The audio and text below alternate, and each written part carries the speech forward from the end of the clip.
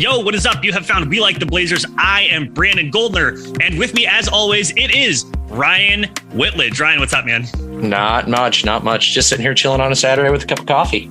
Finally, we're both drinking coffee at the same time. It's usually like I'm drinking coffee and you're drinking a beer, or I'm drinking Crystal Light and you're drinking gasoline.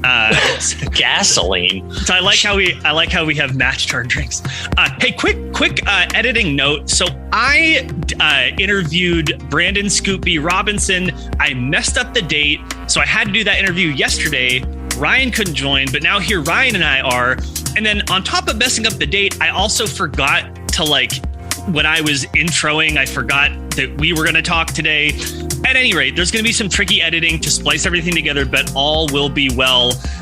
You'll hear that interview with me and Brandon after this. But this is just your tricky way to force me to listen to our own podcast. That is correct. You schedule interviews in the middle of my workday during the work week, so I can't be a part of it. And now you get me as one of those downloads and streams to try to, double our listenership. That's right. And we can talk shit about you the entire time. No, Brandon and I talked about Damian Lillard, his time in Portland, whether the Blazers can build around him. We talked about trades for Dame. So anyway, check that out. It's coming out after Ryan and I talk right now. But Ryan, are we out of Brandon's? We did Brandon Sprague last week. Brandon Scoop.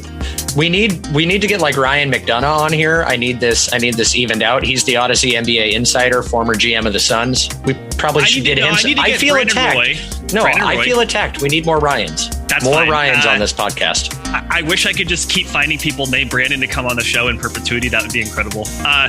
However, we do have plenty to talk about because we had free agency begin this week. And while the Blazers didn't do a ton, they did some stuff. So let me hand it over to you. What did the Blazers do? I don't know where you want to take this or if you want to go through a timeline or whatever. I'm just going to hand the keys to the car over to you. Blazers, big players in free agency, big players. Okay.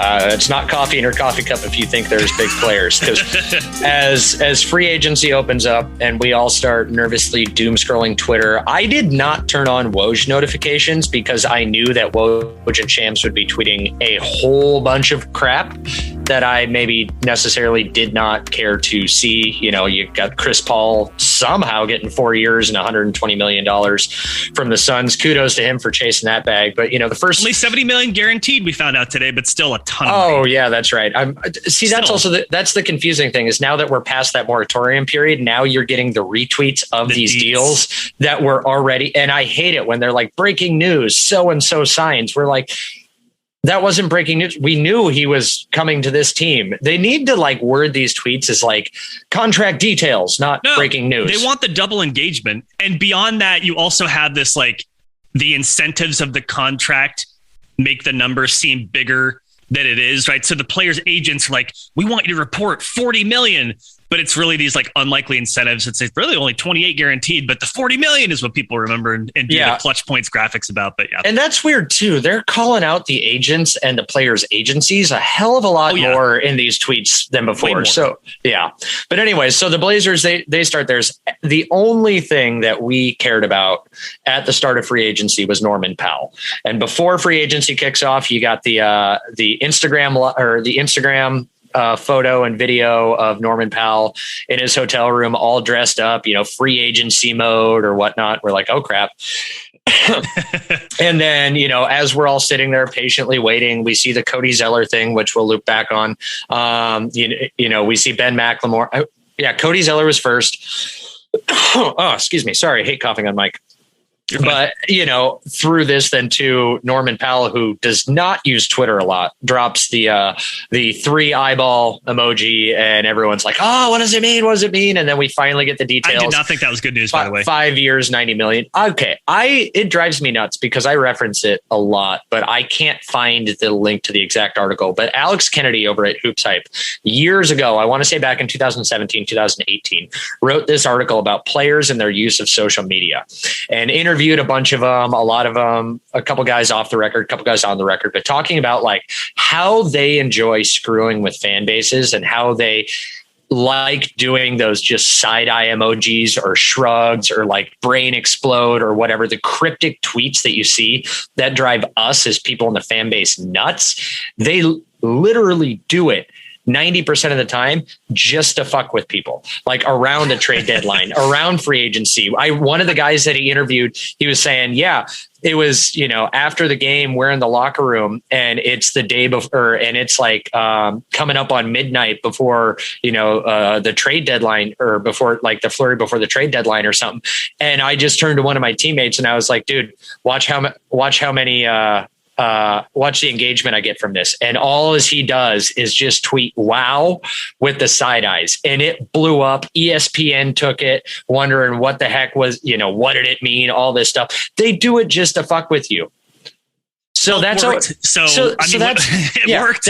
I do not buy into, like, I'll quote tweet those kind of things and be like, don't play with our emotions. But I'm Ryan Whitledge. I don't want to have fun on Twitter. Well, it's not that I don't want to have fun on Twitter. I don't want to have a fucking panic attack when some rich athlete tweets a side eye. I thought it was, so I thought it meant something. He tricked me. If that's what he was doing, if he was messing with me, then it totally worked. What? You're gullible? I am extremely gullible. You have no idea how gullible I am. But I thought it meant, so it was that.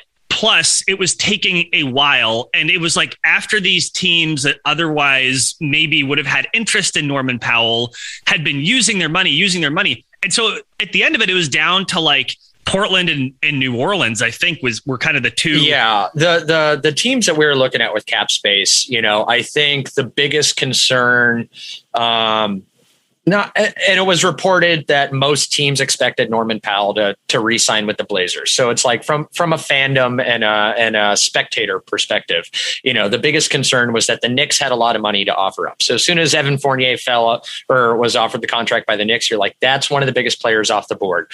San Antonio had some cap space that they could have thrown at him, but it's not entirely clear necessarily what direction they're going right now.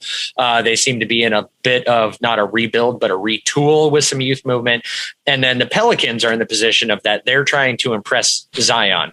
And if there is one poor Pelicans, if there is not poor Pelicans, because right now, if it wasn't for the Pelicans absolutely pissing away their chance to improve their roster and try to keep Zion from going to the Knicks that we just mentioned, they make the Blazers look better. Ish, at least, but yeah. So it took forever. We all stressed out. Finally, the news comes down. Norman Powell, 5 years, $90 million. I don't think any of us were expecting such a long-term thing, especially with the questions of Damian Lillard's future. There's no options on the contract, and now that the details have been revealed, it is a very smart signing. You maybe thought that the Blazers would kind of front load this contract so that it would be easier to trade if they do have to blow it up, rebuild, retool, whatever.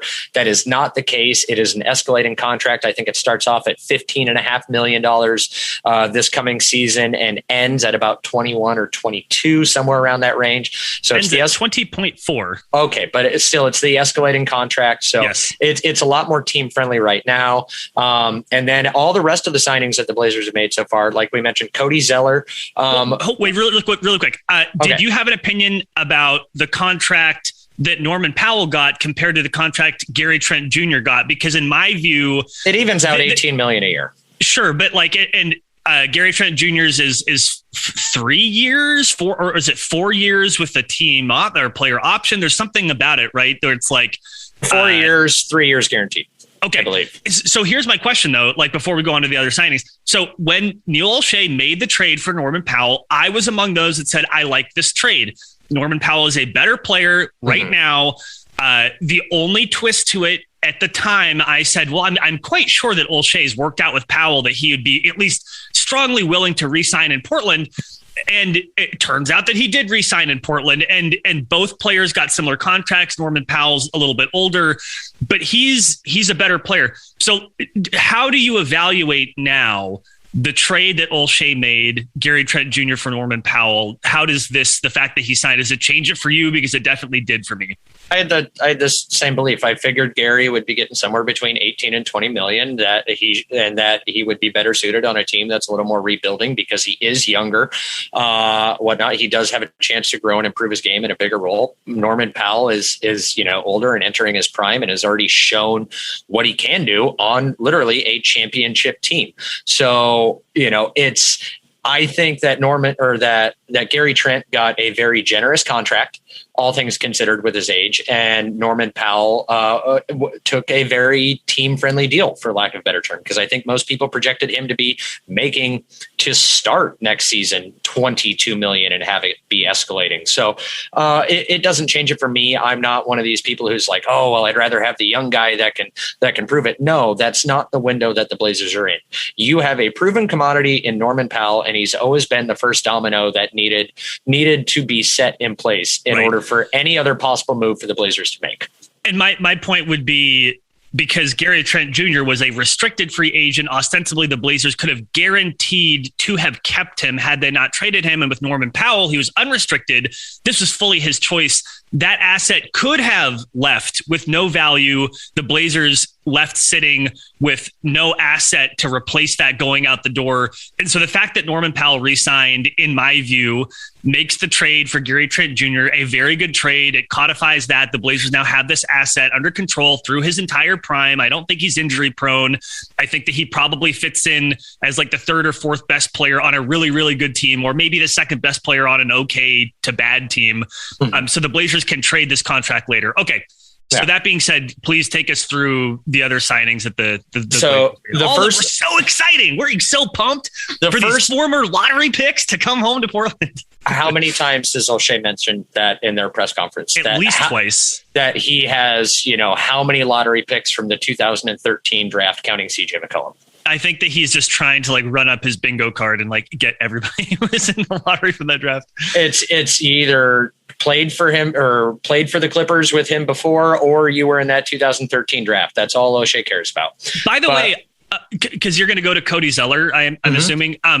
He was on Adrian Wojnarowski's podcast talking about, you were drafted at pretty high up as a player who, thought that you'd have a pretty big impact in the league, and basically telling him you've become a role player. How do you feel about that? Right. And so I think it's interesting that Cody Zeller goes on that podcast. I don't know if that had anything to do with trying to elevate his name in free agency or whatever, if it was just they know each other or who knows what. But I do think it's interesting that he walks away from this with a minimum contract. I mean, he's not a terrible player when he's healthy, but I just think that's interesting. Yeah. So the Cody Zeller, as like I said, we're all nervously awaiting the Norman Powell news. And the first thing that we see is Cody Zeller. And we're like, wait, what? For me, I wasn't as wait, what? I was only in that mode because I'm like, all right, can we get to Norman Powell? That's cool. Cody Zeller. He does have a history of being injury prone. I don't know how much I'm going to necessarily care about that. The Blazers for years now have upgraded their health and performance staff and whatnot. They've went from being one of the worst looked at teams with players having injury and whatnot to one of the better ones in the league. For a minimum deal, it's great. He's an upgrade-ish over Cantor. He can, when he's healthy and on the court, move laterally. Already better than Cantor. He played his entire career in Charlotte, average 8.7 points, 6 rebounds on 57% shooting. He's a little bit better shooter than Cantor. There's going to be the drop off in rebounding because Cantor was literally one of the best rebounders in the league. But you need somebody in that second unit that is not going to be an absolute sieve on defense. And this addresses that. So I'm happy with it. It fits a need. It fits, it was bring back Cantor for $5 million, probably because I think that's what he got in Boston. Love the fact that he at least called that. Side note, when Cantor left and thanked the city of Portland, he said, I'll probably see you again next season, fully admitting that all he is doing is going between Portland, Maine and, whatnot, Boston and here. He knows it. No, I think that the Portland, Maine thing's funny because fun fact, maybe you did know this, but Portland when it was Portland, Oregon was founded, the two founders, one of them was from Portland, Maine. The other one is from Boston, and they flipped a coin to name the city. Yep. Winner gets pissed. So we were a coin flip away from reporting the Boston Trailblazers and the Boston Celtics. By the way, this is weird. Tangent time. I'm not convinced that the Blazers get a franchise here in this city, whatever it's named, if the name of the city was Boston. Because would the NBA want to have two franchises with the same first name? Maybe it would be like Oregon, right? Like at that point, but I don't think you're going to have like a Boston Celtics and a Boston Trailblazers. Like, I just don't see that happening. So it's possible that coin flip, naming the city Portland, brought the Trailblazers into Portland in 1970. Okay. Probably, but if you would have went the Oregon route, it also would have been a little more fitting with the game if you called it the Oregon Trailblazers. Totally. Yeah, there would be a lot of different emphases on the syllables there. You're right. Yeah, that's a good point. And maybe people would be more willing to separate the words trail and blazers and to try to mash it into one word. It'd be the Oregon Trailblazers instead of Oregon Trailblazers. But anyways, okay. So Oregon Trailblazers, that's a dope name. Okay, Cody Zeller, really quick. Your point about him being injury prone, I think it kind of is a problem in a sense. So I'm looking at the salary cap sheet. By the way, if you are a premium subscriber to the Dunked On podcast with Nate Duncan and Danny LaRue, you get access to these massive Excel spreadsheets that runs through the cap hits of every single team, every single player, every hold, every stretched contract. It is so in-depth. And honestly, I mean, besides the premium content that they produce, I've been a big fan of their work for years and years. We've had Nate on the show before. Hopefully he'll come on at some point this summer. But all this is just to say I'm appreciating this Excel spreadsheet because it's reminding me, Ryan, if Cody Zeller gets hurt, who is playing center exactly? Because the Blazers have not made a move on Harry Giles. They've not made a move on Rondé Hollis-Jefferson, who is the other person who could maybe play center in a pinch. But like, are they planning to bring those two guys back? Because then if Cody Zeller is injured, I could see a future in which Nurk and Cody Zeller are injured at the same time. Center. I think I know their plan, but let's work our way there. You're jumping ahead the dominoes because I'm sorry. Because the next this move is what happens when we run with no notes.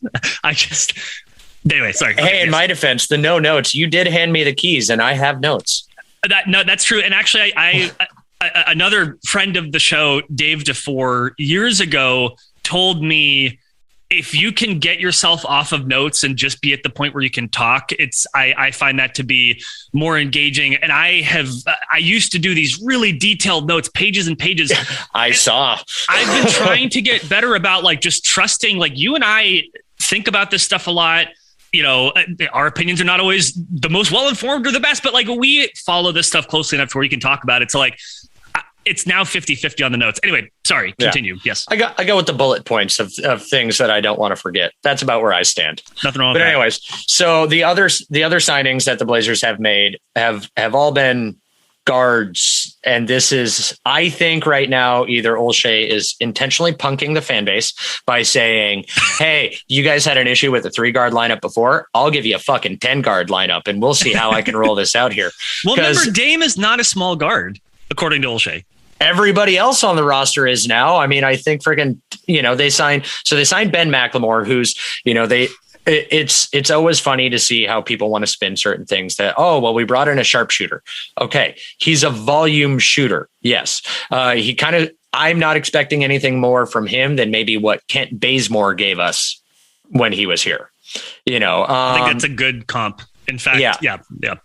They drafted, Greg Brown, they signed Trenton Waterford to a 2-way contract, and then they signed Tony Snell. Tony Snell, I'm excited about because he is a legit 2-way mix between a shooting guard and a small forward, because he is not a small guard. He is 6'7", but I do think that it's being a little overhyped on him. But right now, as the roster stands, here's everybody who's under contract. We have Damian Lillard, CJ McCollum, Norman Powell, Robert Covington, Yusuf Nurkic. That's your starting lineup. Coming off the bench, Anthony Simons, Tony Snell, Derek Jones Jr., Nasir Little, Cody Zeller. There's probably your 10 or your 10-man lineup right there. CJ Ellaby, Ben McLemore, Greg Brown. there's still 2 roster spots that are open. And I am of the belief that, for one, if you look at the depth chart, Robert Covington is the only power forward that this team has, the only legit power forward. So while the Blazers are loading up on guards, there's still this glaring hole at power forward. And as you talked about with Cody Zeller, if Nurkic goes down and Zeller has to step in, there's no backup center. But this is where I think things get a little interesting because, for one, Paul Millsap is still out there, and that's long been rumored. Apparently, Kelly Oubre just got taken off the board by going to the Warriors. Yes. No, not Warriors. Yeah. No, he's coming from.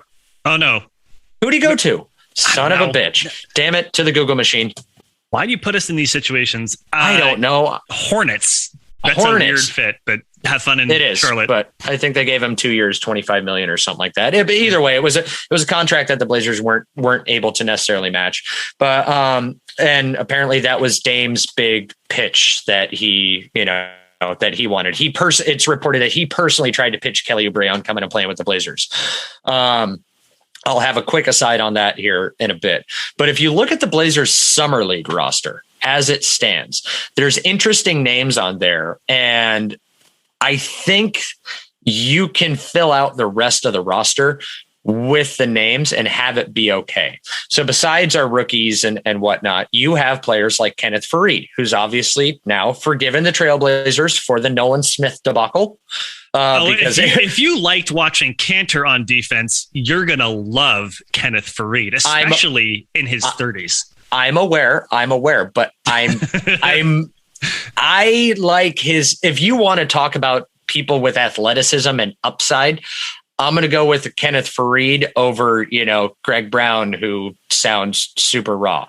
But this is also where it comes in, where Cody Zeller being a little bit better on defense and looking at some of the other depth chart, if he is playing in a second unit with Derek Jones Jr. and Tony Snell is a little bit better of a defensive guard it's kind of, if you start to look at some of the parts, but I could realistically see Kenneth Faried getting picked up and filling up a spot. I could also, if you look at this, the most terrifying individual I've ever seen the Portland Trailblazers put out a photo of Michael Beasley getting on this roster. Okay. Did you see the team photos that they had? Okay, the Trailblazers account posted team photos of their summer league practice down at the practice facility before they headed to Vegas. And Michael Beasley, I think, was talking to Jordan Crawford. And it is terrifying. He is eyes wide, teeth clenched. You can tell he's trying to make a point, but it looks like Michael Beasley is about ready to jump out of his skin and murder whoever he's talking to. And it is terrifying. Either way, he's trying to make a name for himself. I could see him realistically making it on the roster. An interesting name that's also in there, but I'm not entirely sure it fits, seeing as that we're super guard heavy, is Emmanuel Mudiay.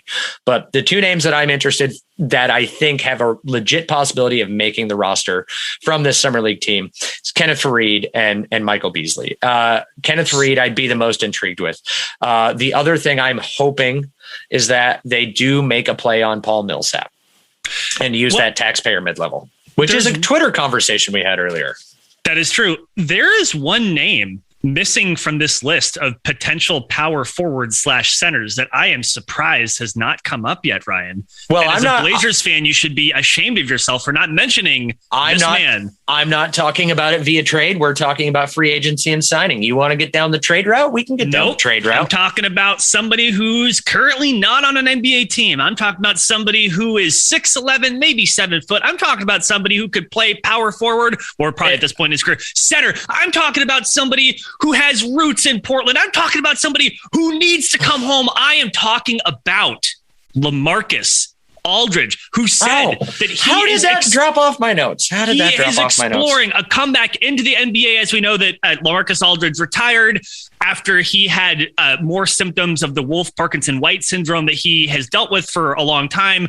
I will say this. When I heard this news, that was the first thing I thought was like, this fills a need. It would be nostalgic. Him and Dame have mended the fence. It would be perfect. Come home, LaMarcus. Come on, man. Just do it. And by the way, like, I get that he's not the best player, but if you're talking about somebody who's going to be, competing for minutes with Cody Zeller, ?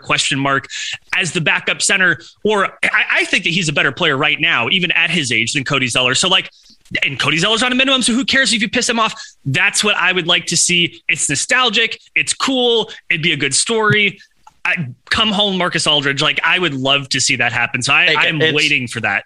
It's fine. It's fine. It's Marcus Aldridge. I'm aware. Come on, man, get pumped. Okay, I'm not going to get pumped because I don't expect him to do a lot. But here's also the way that I view this. If Blazer fans were perfectly fine watching Carmelo Anthony try to operate in the post and kill clock, we should just be absolutely ecstatic about the fact that LaMarcus Aldridge would do the same thing. And is a little bit better of a defensive player, but a little bit better, even at his age and even how slow he is. He's a much better defensive player than Carmelo Anthony. Come on, much better.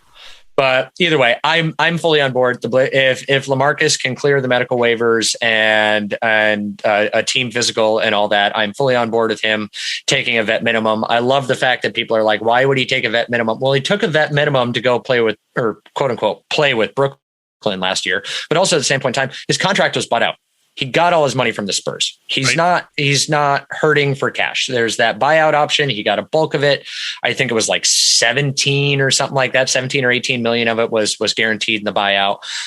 You can take vet minimums for that kind of stuff now. So I'm not against it. Other names that are popular out there, people are looking at Lauri Markkanen.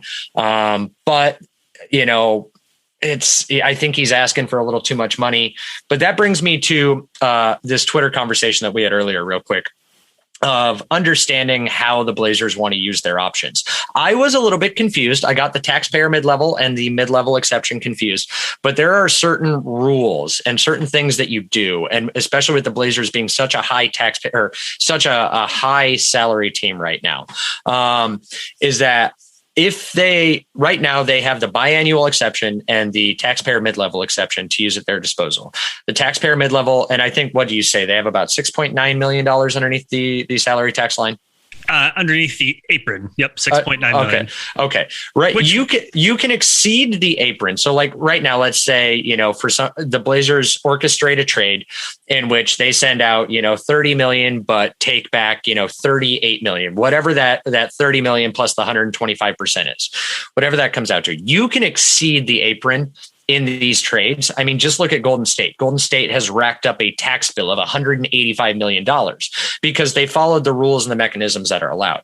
But there are certain things that you do that then instead of you being able to pass that salary tax line, you are literally what they call hard capped, and you hit a wall and you cannot pass it. One of those things would be if the Blazers use the biannual exception. You are hard capped. Your salary cannot exceed $136,606.62 over the course of the season. That is the thank you for the 62 cents. That part is very important. When I researched it, I thought it was laughable. Like if you got to 63 cents, that's a no. But 61 cents, 62 cents, that's fine. Apparently, Damian Lillard is asking people for their Netflix logins. And so again, just another chip in the pile. The report about him leaving money on the table, probably not true, but good job, cuz. Way to have your cousin call you out. Dame gets you a job on a spot on our NBA roster last year, and you're just going to throw that shade at him. But anyways, what the Kelvin Blevins is that? Kelvin Blevins, yes. Kelvin Blevins. But anyway, so if they use the biannual exception, they're hard capped. When people talk about Lauri Markkanen, Markkanen's probably asking for too much money. If he were to come here, he'd be a sign-in trade. You orchestrate a sign-in trade, you're hard capped. And so what that means is that if you are now pushing up against that, you need to make salaries match exactly. So that may limit a Ben Simmons or a Pascal Siakam trade or whatever ends up happening. Using the taxpayer mid-level, I will admit I screwed this up. I thought the taxpayer mid-level triggered a hard cap. It does not. If the Blazers are able to shed, I believe, $2 million in salary, that would open them up to having the full just mid-level exception. That would hard cap them. So you have to be creative in this, but they have the taxpayer mid-level exception at their disposal. 2 roster spots to use. I would expect that the taxpayer mid-level to be used on a player like Paul Millsap, and then maybe fill out the last roster spot with somebody like LaMarcus or a Kenneth Faried. I have to say, of all the names that we ticked through, I think that I like LaMarcus Aldridge more than all of them. The second would be Paul Millsap. I think Paul Millsap looked like he was done in a way that LaMarcus didn't, frankly. Like, I think that and I know people age differently and sometimes, blah, blah, blah, blah, blah. But I don't think Paul Millsap looked great at all last year. And I thought LaMarcus Aldridge looked okay for the Nets, which I think is better. So there also is, like, Millsap has been in Denver for a while, and you don't know if maybe that is age, because I think he's 36 or whatever. Yep. There is something to, that could be a little bit of age. That could also be, maybe there is something to a change of scenery. Like, we've seen it before, especially with older players or whatnot. And even take Carmelo Anthony as an example, or anyone the Lakers are signing, because they're just going for the geriatric squad, or what I call the 2014 All-Star squad.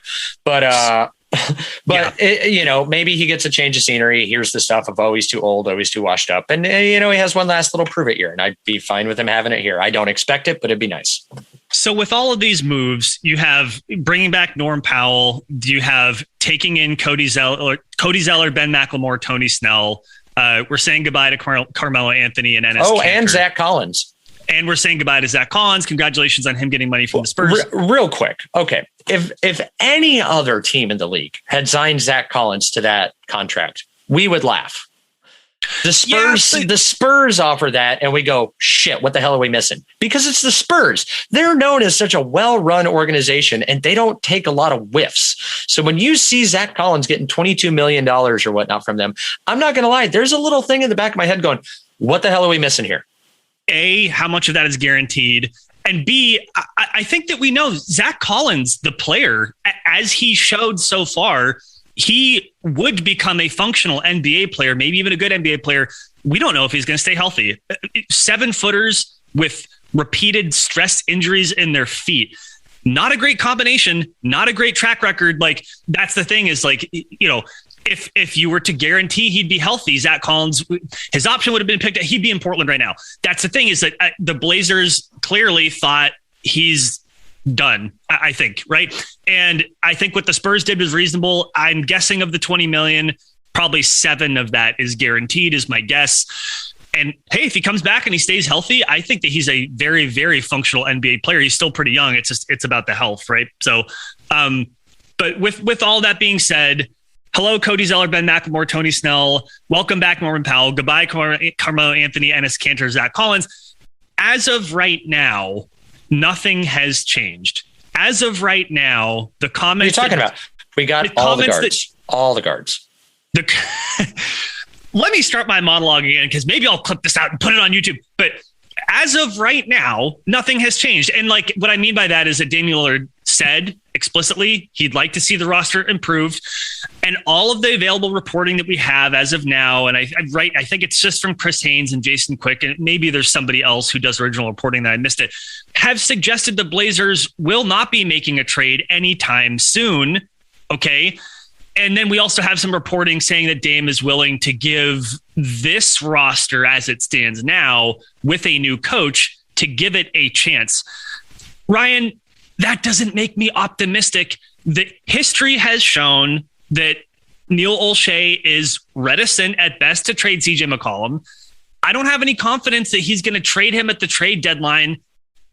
This to me really stinks of ownership and Neil Olshey not caring whether or not Damian Lillard stays or goes. That's how I take it. So do you have a different, like, are you like, oh, wait and see? Because I feel like the wait and see stuff, I don't know, man. That is not how this is hitting me. This feels like bad news. It ties into my belief that if Dame was involved a lot more, he's putting a lot of pressure on the franchise. I guarantee you that he is maybe a lot more involved and things are being run by him, run through him, maybe a little more than they have in previous years. Not saying that he has the ultimate say on who stays or who goes, but he may be involved a lot more in, hey, here's our plans. Here's our attack list. Here's guys we're going after. Here's who we're making plays.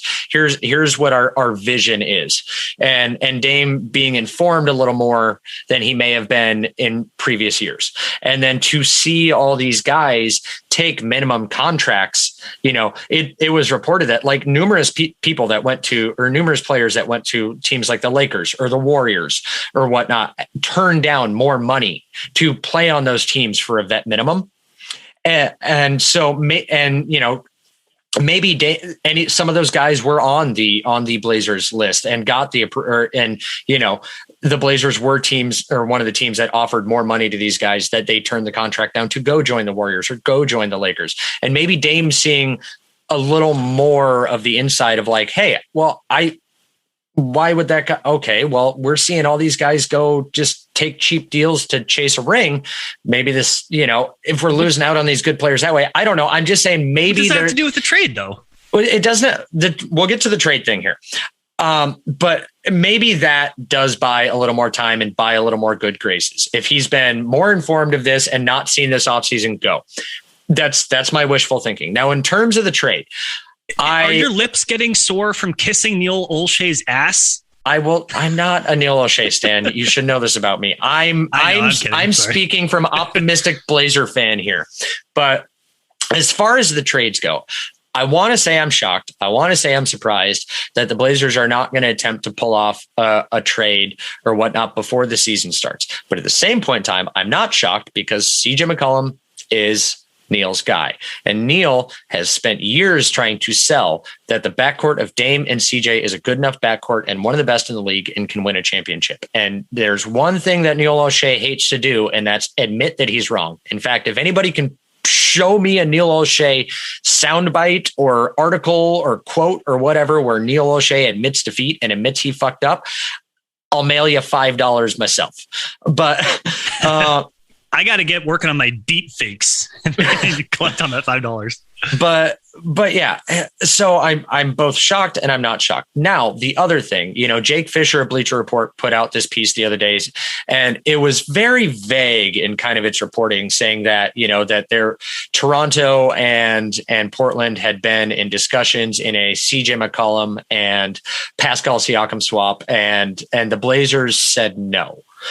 That doesn't paint everything in a good light. He did a follow-up interview on 1080 The Fan with Dirt and Sprague the other day. And I will say he didn't have the most convincing justification or speech for his article. A lot of it was, this is what I'm hearing, but I'm not reporting kind of thing. It was very much a sit on the fence kind of interview. It was very strange to listen to for a lot of his takes. But I reach out. I've talked to a couple people about like what they knew about that. And the impression and the feeling that I get, and again, this is just loose understandings based off things I've heard from various people, is that it wasn't necessarily a straight CJ for Siakam, that this was more of a 3-team deal, and it involved Toronto, Portland, and Philly. And where the deal fell apart was on Philly's end. And as we know, Daryl Morey is asking for a king's ransom. I think that the 3 most likely teams to make a big move, to make a big trade move, are the Toronto Raptors, the Portland Trailblazers, and the Philadelphia 76ers, all for obvious reasons. But right now they're in a Mexican standoff. And it's going to splash of Warriors in there too. This is true. But the Warriors will only be in, like, the Warriors have no interest. Like, there's talks of Draymond Green or whatnot, but there is no world that exists in the multiverse in which a CJ McCollum for Draymond Green trade will happen, because the Warriors have zero need for CJ McCollum. So anybody who's hoping and wishing for that ship to come to port, it will not. But you can get the Warriors involved in a multi-team. I mean, exactly. we just saw that, when they finalized the deal that ended up sending Westbrook to the Lakers. That was a 5-team deal that took a freaking master's degree to understand how it all operated. Right. So, you can put a framework together, but I think that, yes, okay, include the Warriors in there. Those are the four most likely teams to make a major trade.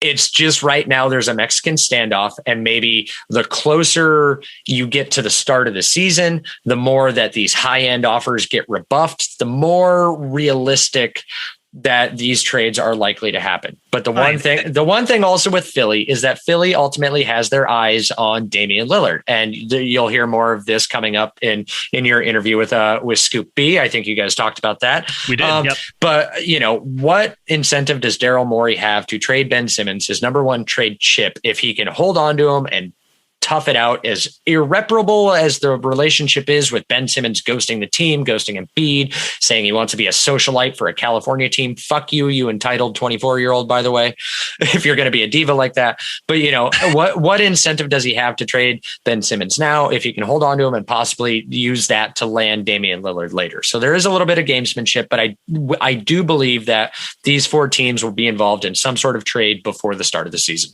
hopefully.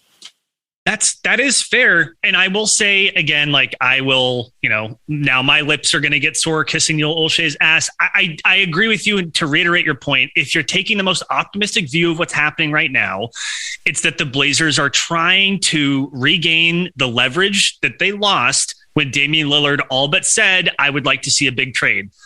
I think part of what you said earlier also connects in my brain. It's like if maybe Neil Olshey is peeling back the curtain more for Dame to say, hey, look, understand, like, I hear you and nothing's happened yet. I'm trying, Jennifer. And now I'm super serious about it, I promise, but you cannot say anything about it publicly because it ruins the leverage I may have to make a trade. So the most optimistic view is that you're right, that the Blazers, they understand, they're working on it. They're trying to regain their leverage. And the reality is we are not, I mean, here's the awful thing. Let's say a trade doesn't end up happening.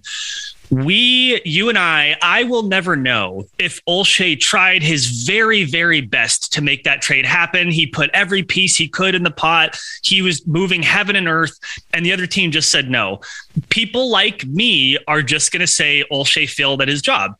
And ultimately, the true test of the GM is, are you able to make stuff happen? So on the one hand, that's kind of fair. On the other hand, I do want to check myself. We don't know what conversations are happening. We're never going to know what conversations are happening. We're operating in a vacuum, but that vacuum is being filled by assumptions that we make based on what? Based on the available reporting, based on history. And so based on the available reporting and based on history, I'm not optimistic that something's going to happen. Whether or not that's fully Neil Olshey's fault, I will concede I'm never going to know. Me being me, I'm probably going to blame him for it. And maybe he deserves that blame. So there's my absolute, like my most level-headed take possible. And now I will get back to hot takes only. So, and one of the things too, that most kind of reinforces my point of that, you know, that Dame's been let a little more behind the curtain or whatever. It's this quote. It's a little bit lengthy. I'll read it anyways, but it came from one of his press conferences before Team USA. And we'll end after this, by the way. We'll end by talking a little bit about Dame's gold that he just got. But here's his quote. He goes, obviously this go around, we weren't able to go out there and get some of the guys that we would have liked. You know, you go down the list and you go through the guys that you like that are out there and haven't committed to another team, or that was part of your plans in free agency. And you get the ones that you just want to be a part of what you're doing. And I think that's what we did and what we were able to do. So again, that strikes me as a quote. It's not as we need to do better, as more of a, okay, I knew the plans, I knew what we wanted to do, and literally none of it came to fruition through no fault of our own. That's the closest I will get to kissing Neil Olshey's ass, but that's how I interpret Damian Lillard's comment right there. That is fair. I want to drop a couple quick bites. One is that I just want to note that I know this is a hard pivot, but like just a couple of quick things that just floating my brain. Yusuf Nurkic has been very active on Instagram lately, and I think he's being very intentional about wearing Blazers gear in every single one of his pictures. No matter what he's doing, he's on a boat, he's on the water, he's hanging out with friends, he's playing basketball, he's working out, he's wearing Blazers stuff. I think Yusuf Nurkic is playing his part. Good for him. I also think he's that's his way of being on an apology tour of please don't trade me. Exactly. That's his way of saying I shouldn't have said what I said at that press conference. Then the other little bit I wanted to share, and I lost the tweet. I had it right here, but I believe it was Mark Stein that said yes. That Mark Stein reports that CJ McCollum has been mentioned as a potential future successor to Chris Paul as the president of the NBA Players Association, because Paul's second 4-year term is up this year. Any opinions or thoughts about CJ McCollum becoming the president of the NBPA? Nothing. Hasn't he been kind of in a bit of their leadership community for a couple of years now? So yeah, and CJ McCollum is a very smart and very intelligent individual off the court and very well put together. It's kind of weird because he seems so quiet and so well mannered, but he's known as one of the worst trash talkers in the league. Kind of a snarky dude. Yeah, for sure. Yeah. But no, I mean, that's great. And I hate it too, when people try to equate like, oh, well, that's going to take away from basketball, or that's going to do this, or that's going to do that. Oh, F you. It hasn't dampened Chris Paul. I mean, yeah, he doesn't have a ring, but he's still considered his nickname is Point God. And thankfully, CJ McCollum is under contract for a while, because maybe he leverages that position to get an even bigger contract, but we're not going to have to worry about that for a number of years. Yeah. Next week, we're going to be talking about Summer League. Ryan, you're going, right? Like, you're going to be there in Vegas. Yes. I fly out next Thursday, and I will be there for the tail end event and the championship tournament. And currently, the Blazers are 8-1 favorites to.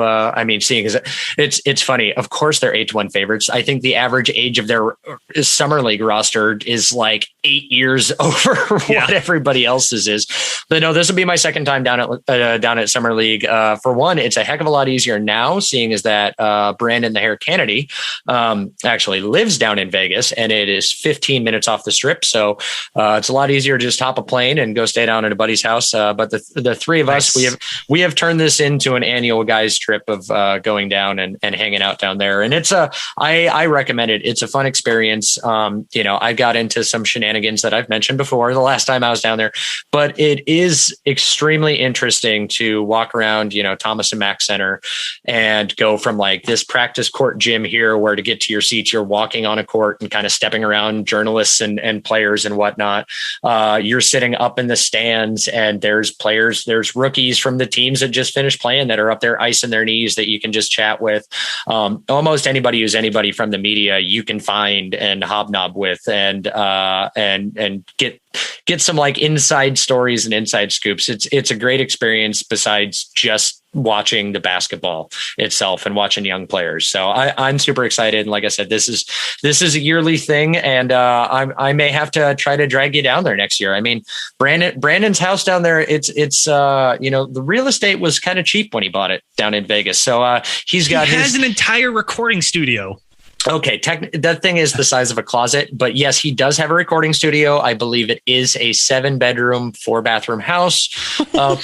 There is a full in-ground pool surrounded by rock and water features with a rock-built water slide, and there are elephants on site that Jody Allen can shoot. That's going in next summer. The animal exhibit, and there is the full outdoor wraparound covered patio with the built-in grill. But still, there's room for you there if I can drag you there. That actually sounds like a blast. It's going to be good to hear you and the boys from the Blazer Tag podcast doing some reporting, and maybe we'll sneak some stuff onto our feed. Anything else before we bounce? We have to give congratulations to Damian Lillard finally getting the hardware. We didn't talk about that. Yeah, good job. Gold medal game. Did you watch? I'm guessing you watched the game last night. Did you catch anything of the quarterfinals or the semifinals? I finally outsmarted the Peacock app. I paid for it. I did not. I thought that's how I had to go, because I have YouTube TV, but I couldn't find the games live in any of their listings, which is weird because I get early access to things that are on Peacock for other channels just through my YouTube TV. Finally, I got onto the NBC Olympics website, and it allowed me to link my YouTube TV to their thing. So I was able to watch all the games from the computer. It was a little bit of a pain in the ass to have games tip off at 9:40, 10 o'clock at night, watch them in their entirety, and then wake up at 3 o'clock in the morning. But I'm also used to that. So whatever. Because we also know even the USA is blowing out Iran by 50. You're sticking into the last second of that game. No, because if you weren't, you'd be a hypocrite. How much you went off on that last podcast. Okay. Here's the difference. Intentionally turning off the game to fall asleep versus falling asleep during the game. Fine. Different things. But congrats to Dame. Yes. I will say we have differing opinions on his ab injury that came out, because it came out after he played poorly and had been benched 2 games in the fourth quarter. I almost tweeted it during the game. He didn't look right. He didn't look right. You're Whatever. You're a Dame apologist, but of course I am. He showed up last night. Even, Kevin Durant was the leader of that team, and Kevin Durant in his post game even said, Dame brought some Dame time to the fourth quarter, helped us, and he caught on. I think Dame dropped 11 points in the fourth quarter alone, really helped Team USA pull away. But Damian Lillard, gold medal Olympian, only 2 Trailblazers in history. I believe that 3. Steve Smith. That's right. Yep. So we have Clyde Drexler, Steve Smith, Damian Lillard. There you go. As medal winning Olympians, and seeing as that this will probably be Dame's only Olympics, just based off his age, possibly, he could be a veteran leadership next time around, but really, I think he's going to be pretty effective at 34 still, which is how old he'd be next time. But 34, because it's 3 years from now. Oh yeah, that's right. I keep screwing up. I forget COVID. These are the 2020 Olympics. We lost a year. It's gone. My hope is, I don't want to spend too much time on this, but congrats to him. My hope is that him winning, does this satiate some feeling of wanting to, what does it feel like to be at the top of the top? And then maybe being in Portland isn't so bad after. I don't know. I think it's slightly good for Dame's chances to stick in Portland that he won this gold medal. That is how I'll phrase it. Slightly good. Okay. I'm kind of disappointed that Dame did the cliche thing of biting his medals. They need to stop biting. They were directed. I think the Olympic Committee said, please stop doing this. Yes, because the medals are actually real gold.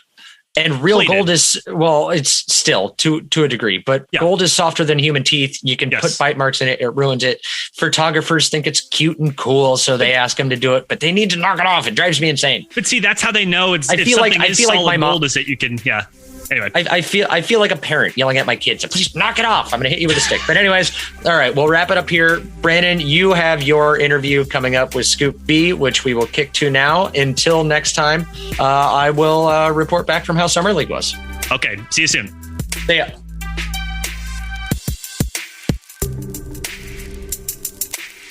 Here we have yet another Brandon for the second week in a row. Last week we had Brandon Sprague of 1080 The Fan. This week we have Brandon Robinson. You might know him as Scoop B. He's on the Bally Sports Network. Also hosts the Scoop B podcast. And you can also find him with Lisa Ann on Instagram every Thursday at 5 Eastern.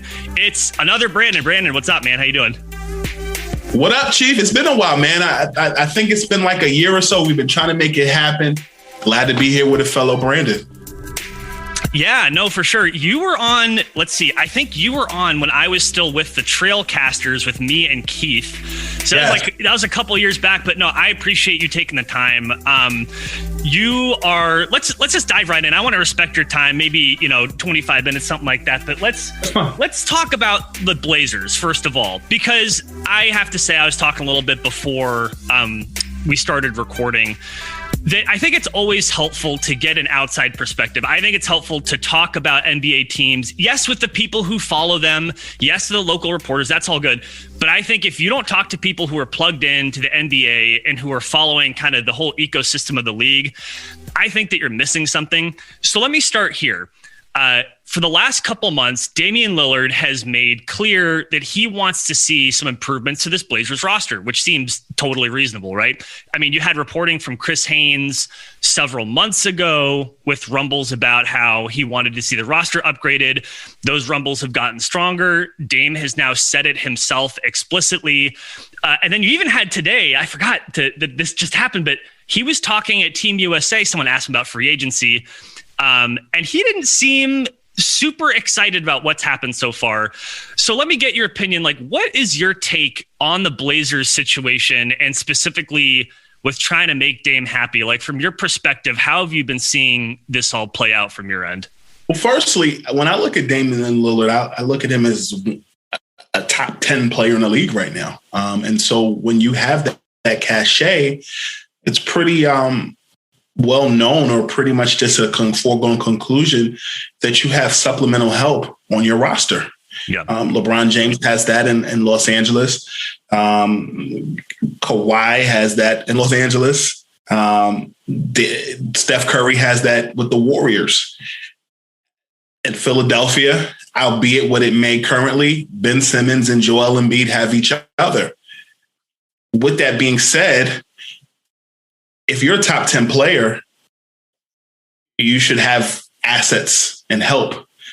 That being said, I feel bad for Damian Lillard because I look at him, there's a duality to that, right? So when I look at a point guard who has scoring capabilities, a lead guard, if you will, in today's NBA, who can do a lot, that begins to put wear and tear on your body as you get older if you don't have that assistance. And I'll use two names as an example. One, Allen Iverson in Philadelphia. Two,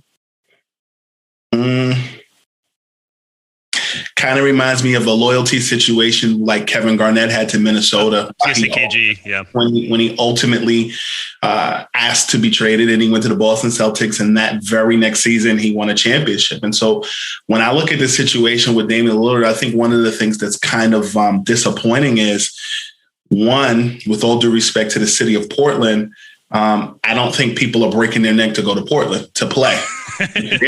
No. And that's unfortunate because I've done business in Portland. I've never been to Portland, but you got to have more to offer than just Nike or Adidas. And, you know, that's Regency. That you know, it's not New York, it's not LA. I have no problem with Portland. But I think Damian Lillard is in a situation where you're so loyal like KG was to Minnesota. Your good years are gone or dwindling. And at the same time, he's kind of in a similar situation that LeBron James was in his first stint in Cleveland. Like his second stint in Cleveland, he made Cleveland cool after he won a championship in Miami. And that's pretty much all I have to say about that. I think Damian Lillard, loyalty aside, at this point has to do what's best for Damian Lillard.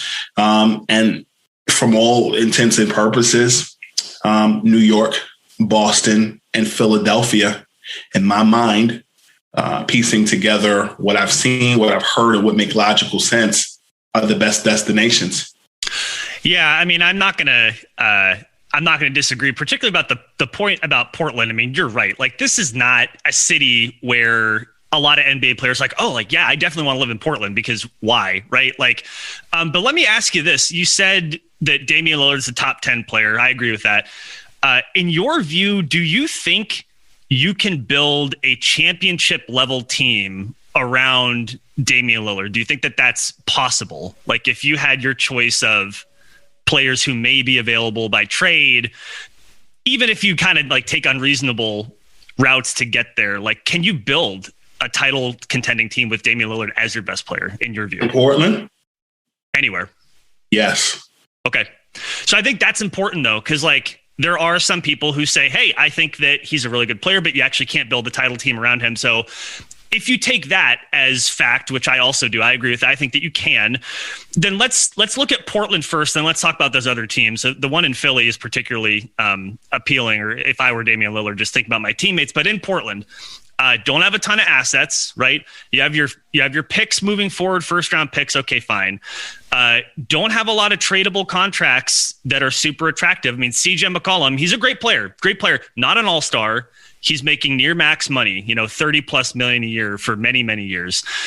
In your view, is there a potential trade out there where the Blazers could package a CJ McCollum, Anthony Simons, draft picks and get something back that would lift Portland into contention? Is that possible as of right now, in your opinion? I mean, if you look at the Toronto Raptors, if they're looking to move Pascal Siakam, you could potentially make a move in that regard. Does that bring you a championship? I'm not sure. When I look at, and I still think if you bring someone like Pascal Siakam of his ilk there, that still's not going to produce a championship because you're competing with the Lakers, you're competing with the Clippers, you're competing with the Nuggets. Heck, the Warriors healthy, you may be competing with them too.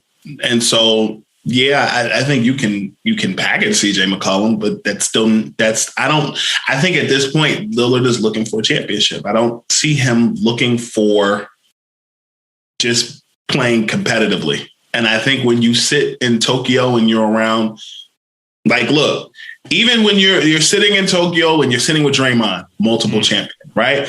Your teammates with Zach LaVine. The Bulls got Lonzo Ball and DeMar DeRozan. You're playing with you're teaming up with KD. KD's got Kyrie and James Harden. I don't think that what you just asked me still produces a championship at roster face value. So then if that's, and I think that that's completely fair. So then let's look at it this way then, and we'll get into some other teams in this conversation, I think, but like, if you're the Portland Trailblazers, I think if you're a fan like me, like I'm a Portland Trailblazers fan. I don't pretend to be unbiased about that, right? I mean, the fucking podcast called We Like the Blazers, right? It's like, okay, can't escape that. Right. But as a fan, I think a lot of fans feel this. We don't want to trade Damian Lillard. He's the best player the Blazers maybe have ever had in the history of the franchise ever. He seems to actually like it in Portland. He lives in Portland. He works in Portland. He volunteers in Portland. He talks up Portland more than our own general manager ever has in his 9-year tenure here. Our GM, by the way, seems to hate Portland, and that's fine. Go back to LA. I don't give a shit. But so we don't want to trade Dame, but in your view, is the better option for the Blazers to trade Dame right now? He's 31. Okay. His value is probably never going to be higher than it is now. He's under contract for years. He just had the best season, arguably, of his career. Doesn't seem to have any injury concerns as of right now. If you're the Portland Trailblazers, is the best move. If you don't think you can bring a championship team to Portland and keep them happy, is the best move to move him now while his value is this high? Maybe. I think when you look at Lillard, not to kind of duck your question, but to add value to your question with my statement, I think Lillard is in a situation similarly to what Russell Westbrook was in Oklahoma City. And it's one thing to see it on TV. It's another thing to see it in person. I was with Russ the day he got traded. He was at a comedy show in Tulsa, Oklahoma. One of his best friends was there. Hosting a comedy show. And I landed when the trade was announced. And I got there. I had an interview scheduled with him. And I say all of that to say, even being in Tulsa and not being in Oklahoma City, there's about a half hour, 45 driving distance between those two cities. Mm-hmm. Even in Tulsa, the love and respect, like people in that comedy show were showing love. He got on the stage. They gave him a standing ovation because he was one of the last Thunder on that team, making the trek from Seattle there, like him, or rather he and KD were drafted by the Sonics, went over to Oklahoma, and then Harden was drafted by the Thunder. And, a couple $1 million here and there, he ended up going to the Rockets. That being said, when I look at Damian Lillard, I see a similar comparison in Portland and what he means to the city, in a way that maybe didn't even translate with someone like Allen Iverson, who was the heart and soul of Philly. And I think part of it is because Philly is a Northeast city, a top 5 market.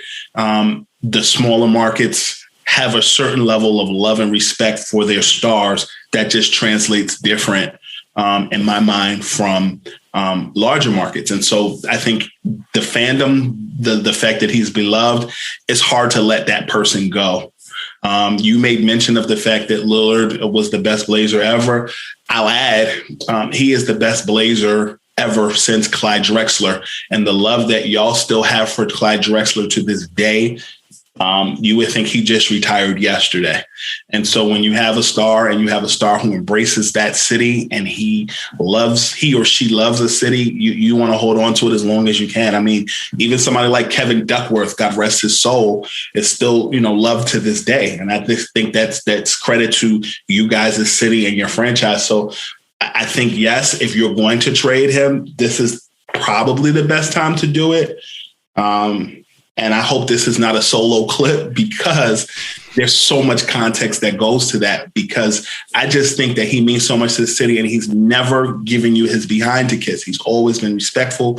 He's always done right. The only other city that he makes mention to, aside from Portland, is his hometown of Oakland. Yeah. So if you're in a situation where you're so beloved and you give love, You try to, find a way to get him there. But by the same token, that's going to even be difficult because the Warriors are trying to retool, and James Wiseman and, Klay Thompson and others are part of the heart and soul of that Warriors dynasty. So then you start to look even further. The 76ers have an issue with Ben Simmons. They want an all-star in return. They want picks in return. The Warriors can facilitate such a move. Yeah. I mean, everything you just said is facts. One more thing before we get into some specifics about if the Blazers were going to trade Dame, where he could go. Let me ask you this. As someone who covers the league, again, I go back to this, people who didn't like Terry Stotts as the coach. He wasn't the best coach. He also wasn't the worst coach, right? Mm-hmm. And so there are some folks here in Portland, I think, are like, well, we see what Stotts does. We're in a better position to evaluate him. And he was really, really bad. And NBA analysts just didn't understand how bad he was. And I don't buy that. I think that to evaluate a coach or GM, you have to be able to see the whole league. Okay. And so I want to ask you about Neil Olshey. He's been here 9 years. He's been here the entire time Damian Lillard's been here. His name was on the door when Dame was drafted, but a whole other story about the work for Damian Lillard being drafted was done before Neil Olshey got here. But leaving that aside, Olshey's been here the whole time. Do you think that Neil Olshey has put Damian Lillard in a position to win? Do you think that he's done a good enough job building around Dame in his 9 years in Portland? I think Neil Olshey has done a good job. He brought Damian Lillard in. I think that from just speaking to others, it's kind of blasphemous to speak negatively on him. But I think you have the right to give constructive criticism.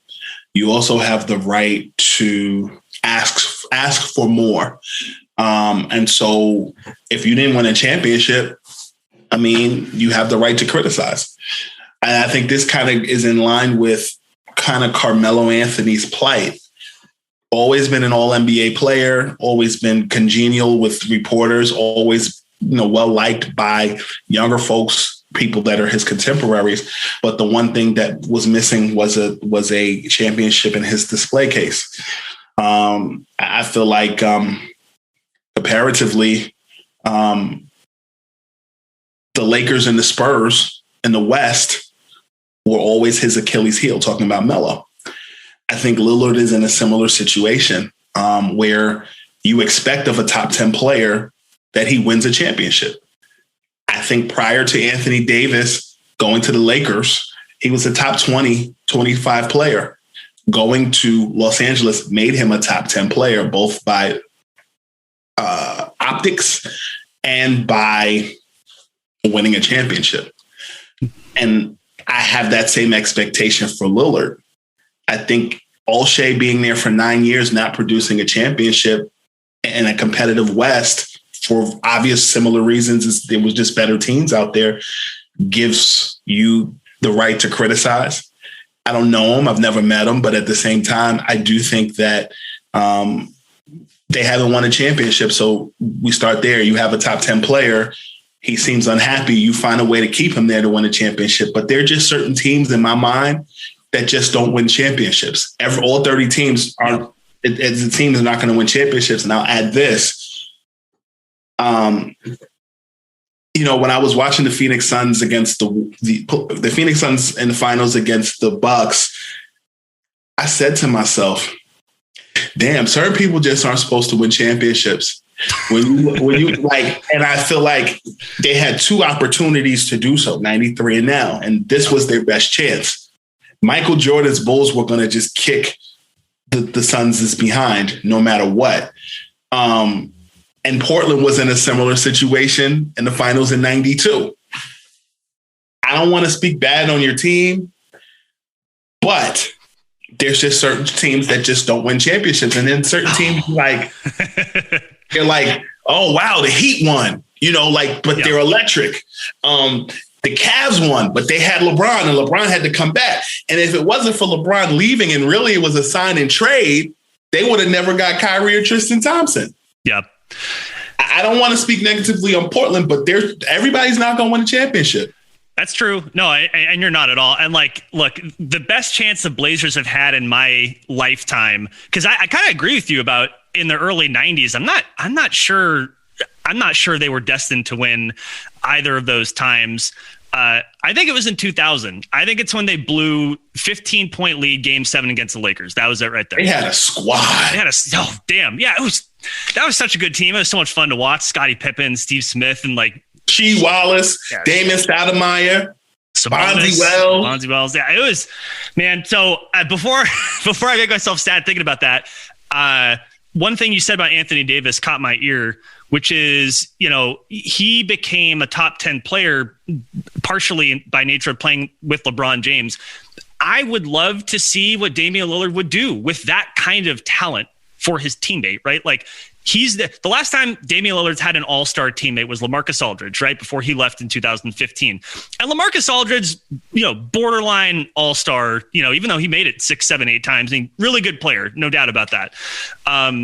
I would love to see Damian Lillard with a teammate who is as good or better than him, and to see what he'd look like in a system like that, which brings us to possible trade destinations, which I don't like talking about this, but I think it's important. So you mentioned a couple teams earlier where you think that Damian Lillard might be a good fit, that you think that a team might want to see him. And the first one that does come to my mind is the Philadelphia 76ers. So what would a team with Damian Lillard and Joel Embiid, what would that look like? And like, what would the Sixers or really any team have to offer in order to get a Damian Lillard, who again, he's under contract for 1,000 years, right? His extension hasn't even begun yet. What would the Sixers have to give up, and what would their team look like if they were to make that move? You'd have to facilitate probably 3 teams. It would have to be a 3-team trade, where essentially you'd have to include, or could include, I won't say have to, you could include a Warriors team, you could include a Toronto Raptors team, you could include a Sacramento team. And that, again, that kind of ties into the whole Ben Simmons situation, because I think Ben Simmons and Damian Lillard are very similar but different situations, because the Sixers have had conversations with about 11 or 12 teams about Ben Simmons. That being said, if Ben does not come back and Lillard is unhappy, you can make both teams happy.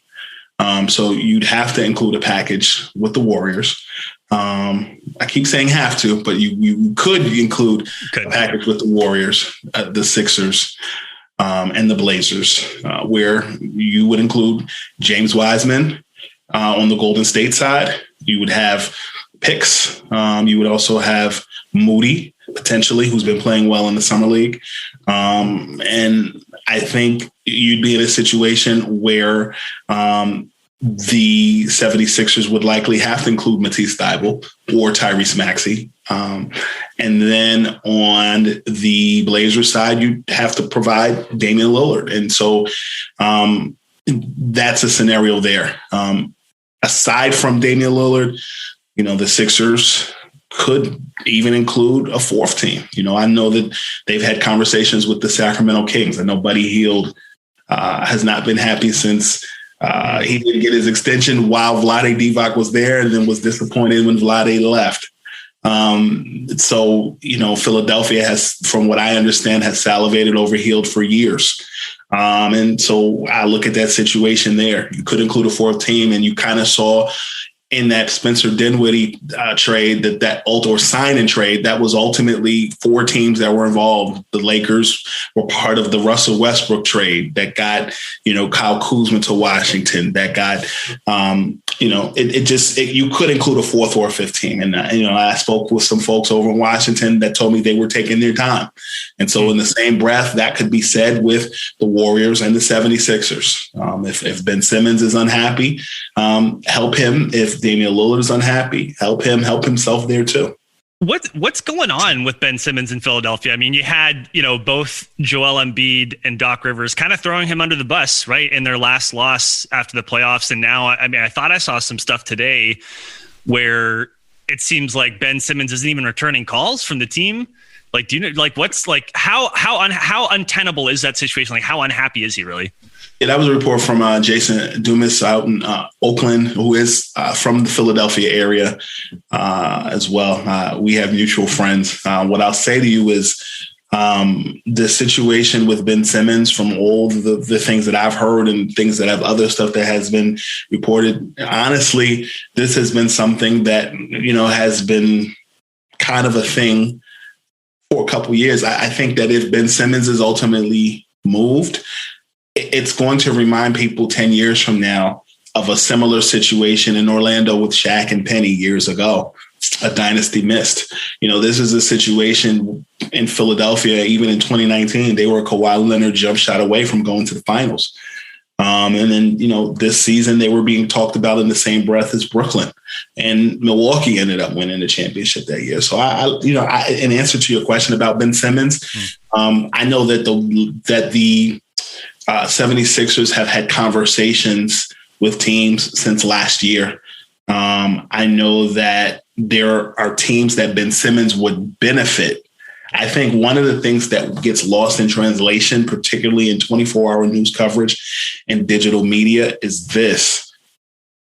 There are a lot of teams that would give their last to bring Ben Simmons to their team. Yeah.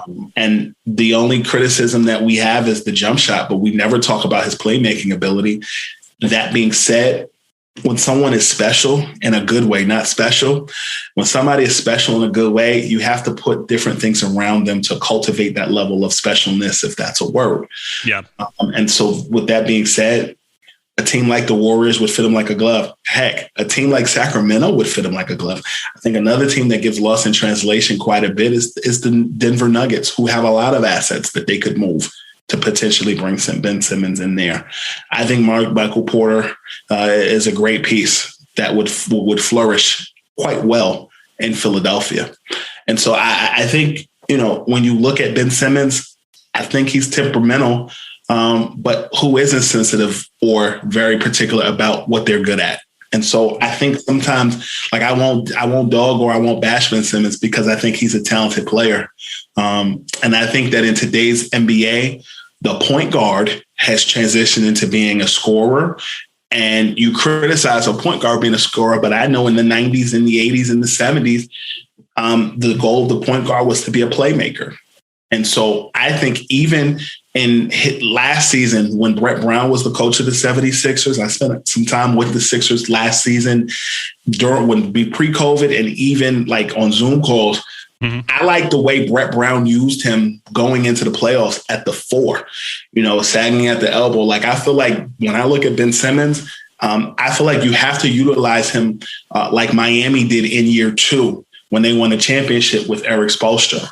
So, I look at that situation with Ben Simmons again.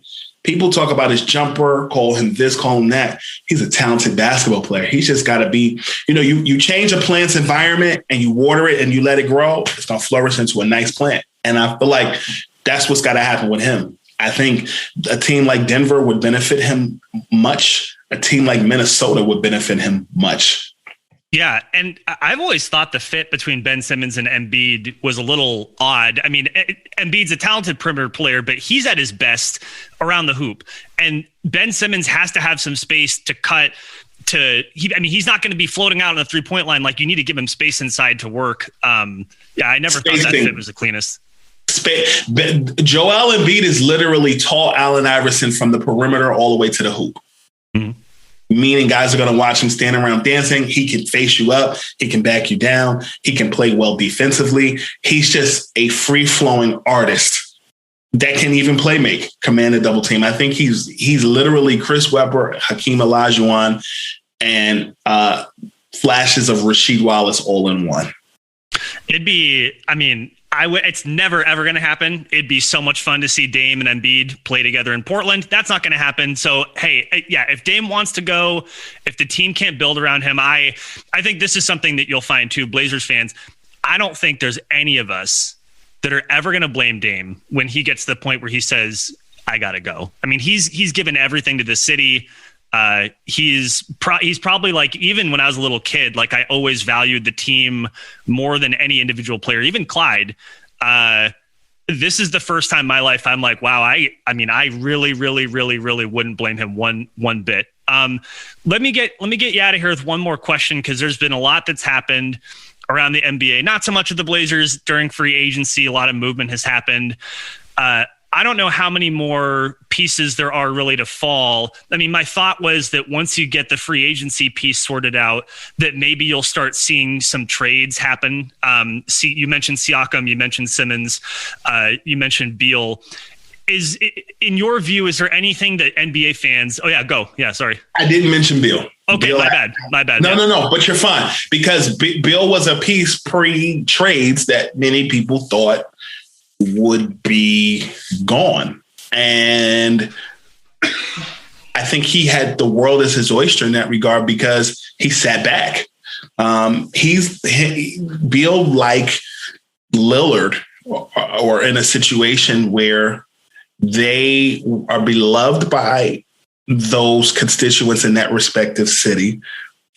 But I think Washington's had even less success than the Blazers, That's subjective, though, because while I agree with you, they're still a Northeast city, and they benefited from Michael Jordan.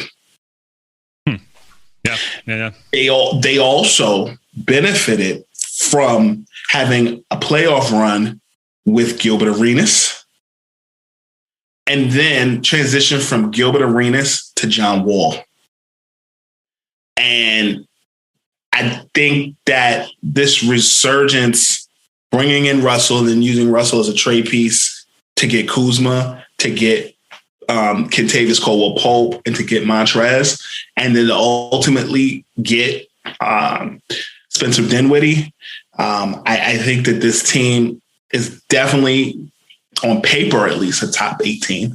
I think that they just got the gel, and that gelling period takes some time. And I think it's a low expectation, high reward, brand new coach. And, Tommy's been working behind the scenes, the GM, to make some things happen. And, they've been successful. So I think that Bradley Beal, the deck of cards is in his control, because if he leaves, they still got a good team. And if he leaves, he's only going to raise his value, and self-preservation is so important, because, he was a league leader in scoring. He doesn't have to overexert himself so much at this point. Yeah, no, that's a good point. If you were to kind of keep your eye on something, if there's a move that you suspect may happen between now and training camp, what might that move be? And please tell me that it involves the Blazers being better and keeping Dame.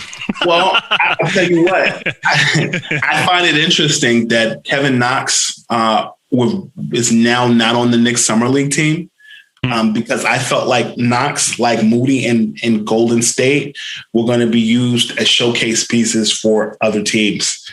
And so, I'll tell you that going into free agency, I was told by those in the know with the Knicks that basically if Lillard is interested, cool. Like, he sent those smoke screens that the Knicks may be a team of interest. Cool. And I think they kind of still manage their deck of cards, because they've kept their costs low. And they have assets, like the Knicks, like the Spurs, both had the most assets going into free agency. I also think you should be paying attention to, not so much going into training camp, but just in the next year, Karl-Anthony Towns. Will he stay or will he go? I think he's saying all the right things. I feel like if he stays, that's great. But if he goes, I think the Memphis Grizzlies, as well as the New York Knicks, will be a great fit. Yeah, Karl-Anthony Towns. It's, again, something that's never going to happen. But again, thinking about a player like that playing with Dame would just be wild. But we can only dream. Okay, Scoop, I appreciate you. Thank you for taking the time. Again, it's always good to get a perspective from somebody who's actually watching the whole league. So yeah, thanks for taking the time out. If people wanted to find you and your work and connect with you, how would people do that? Follow me on Twitter at ScoopB. Check out my written work as well as on-camera work at Bally Sports Network. I started in May. In addition to that, every Thursday on Instagram Live through Bovada, which is a sports betting company, I host an Instagram Live with porn star legend and current SiriusXM host Lisa Ann. We break down free agency, talk, and we have a good time talking about basketball. So, yeah, those are the vehicles: Instagram and Snapchat, Scoop_B. And subscribe to the Scoop B Radio podcast, which is available on all streaming platforms: Apple, Google Play, TuneIn, Stitcher, iHeart, or simply by visiting scoopbradio.com. Heck yeah, Scoop. Thank you. Appreciate you. Brother, thank you.